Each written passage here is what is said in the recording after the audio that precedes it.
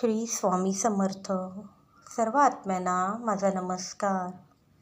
सर्वात आधी तुम्हा सर्वांना होळीच्या स्वामीमय शुभेच्छा. होळी म्हणजे नेमकं काय? ह्या दिवशी आपण काय केले पाहिजे? सर्व लोक होळी म्हणजे अग्नीत नारळ, पुरणपोळी अर्पण केली म्हणजे होळिका माता खुश होईल आणि आपल्याला पण परंपरेनुसार पूजा केली म्हणून योग्य ते फळ मिळेल किंवा चांगला आशीर्वाद मिळेल, असा आपला गोड गैरसमज आहे. होळीमध्ये नारळ, पुरणपोळी अर्पण करण्यापेक्षा आपला अहंकार, आपल्यातील नकारात्मक ऊर्जा, पिढ्यानपिढ्या चुकीच्या चालत आलेल्या परंपरा, आपल्यामधले चुकीचे विचार, एकंदरीत सगळ्या नकारात्मक गोष्टी अर्पण केल्या तर आपल्या आयुष्यात येणारी संकटे आपल्या बाजूला फिरकणारसुद्धा नाही.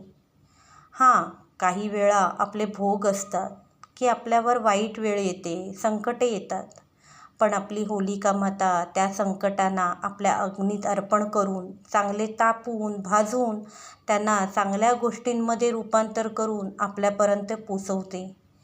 पण ह्यासाठी मनात ह्या सर्व गोष्टींचा विश्वास असावा लागतो, तरच ह्या गोष्टी शक्य होतात. नारळ, पुरणपोळी नैवेद्य होळीत अर्पण करा, पण शास्त्रानुसार.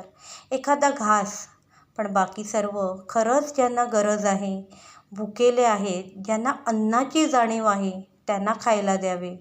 त्यांचा आशीर्वाद जास्त फलदायक ठरेल असे मला तरी वाटते. पुढे प्रत्येकाची इच्छा. स्वामी आई, होलिका माता आपल्या सर्वांना सुख, समाधान, आरोग्य देणारच, हा विश्वास बाळगा.